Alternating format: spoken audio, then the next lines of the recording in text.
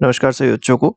तो देखिए यहाँ पर क्लास 10th का और क्लास 12th की जो डेट शीट है सीबीएसई बोर्ड की वो डिक्लेयर कर दी गई है और ये पहले ही बता दिया गया था जो पेपर होगा 15 फेब से होगा। ठीक है, लेकिन जो डेट शीट है वो डिक्लेयर हुई है तो हम लोग थोड़ा सा देख लेते हैं इसको कि कौन सा पेपर कब है, कैसा गैप दिया गया, ये सारी चीज़ें थोड़ा सा आपको समझना ज़रूरी है। तो पहला पेपर जैसा आपको पता होगा, पहला पेपर हमेशा ईज़ी पेपर रखा जाता है कि पहले पेपर में बच्चे बहुत परेशान ना हो जाएँ।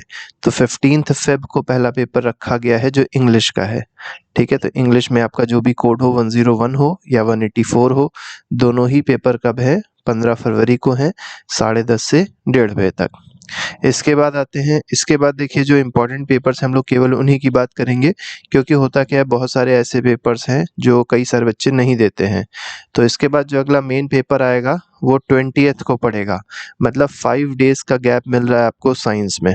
ठीक है, 5 डेज़ का गैप साइंस में मिला, इसका मतलब अच्छा खासा टाइम है आपका रिवीजन करने का। तो यही रिवीजन को ही पॉइंट ऑफ व्यू में लेके इन लोगों ने 5 दिन का गैप दिया है साइंस में। तो ये भी बहुत अच्छी बात है कि 5 दिन का गैप साइंस में मिल जाएगा।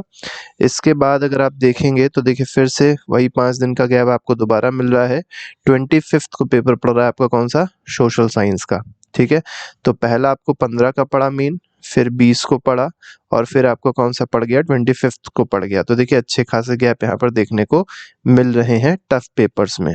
ठीक है, इसके बाद देखिए अगर आपको इनमें से रीजनल लैंग्वेज में से कोई पेपर देना है तो 27th को पड़ेगा और इसी तरीके से जो लोग हिंदी का पेपर दे रहे हैं वो 28th को पड़ेगा।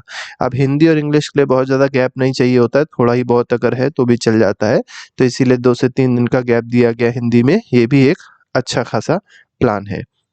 इसके बाद देखिए क्या है, पेंटिंग, हेल्थ केयर, ये सब चीज़ें तो बहुत सारे बच्चे नहीं लेते हैं, लेकिन जो लेते हैं वो लोग देख लीजिएगा।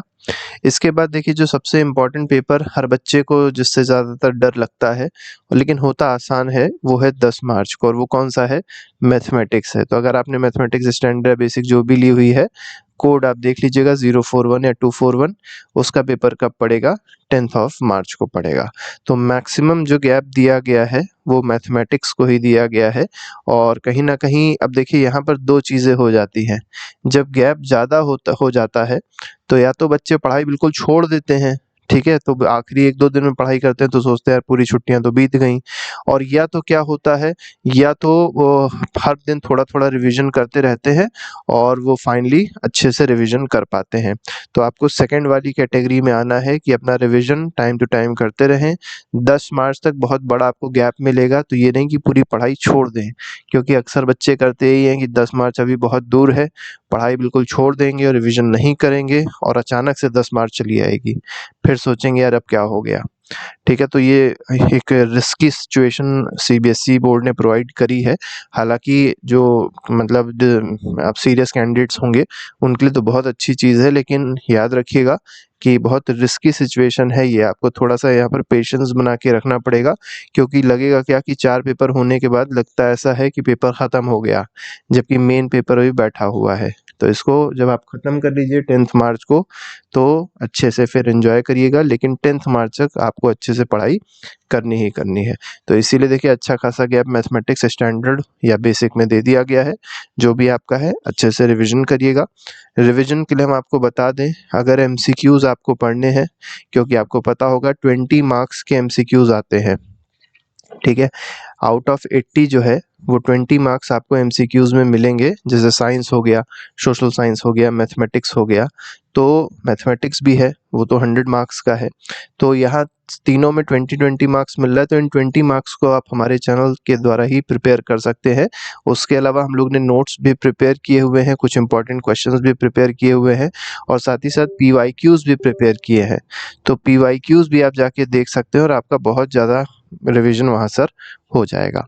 ठीक है, तो इस तरीके से आप थोड़ा-सा अगर रिवीजन करते रहेंगे और बहुत ज़्यादा इधर-उधर चैनलों के चक्कर मत परेशान होइएगा, क्योंकि 5 मिनट की बात रहती है और वो 50 मिनट बताते हैं, तो आपको टाइम भी अपना सेव करते रहना है। ठीक है, तो हम लोग बहुत ज़्यादा बकवास इधर-उधर की नहीं करते, इसीलिए कि बच्चों का टाइम ना बर्बाद हो और कहीं न कहीं इम्पोर्टेंट चीज़ें ही केवल डिस्कस करते हैं।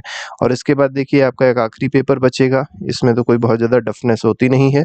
तो ये कंप्यूटर एप्लीकेशन का है, आईटी का है, आर्टिफिशियल इंटेलिजेंस का है। ठीक है, तो इस तरीके से 18 मार्च को पेपर समाप्त हो जाएगा। तो ये एक इम्पॉर्टेंट न्यूज़ थी जो सीबीएसई बोर्ड ने डिक्लेयर करी है, स्कीम है, इसको आप लोग थोड़ा सा अच्छे से देख लीजिए। वैसे भी डेट्स याद ही हो गई होंगी सबको, उस हिसाब से अपना प्रिपरेशन करना स्टार्ट करिए, और जो भी चीज़ें हैं, जो भी आपका एक नोट्स बनाए होंगे, उसको एक बार फिर से गो थ्रू लगातार करते रहिएगा। ठीक है, और अगर कोई प्रॉब्लम होती है तो आप लोग कमेंट में मैसेज करके लिख सकते हैं, उसका आपको सोल्यूशन बता दिया जाएगा। ठीक है, थैंक यू।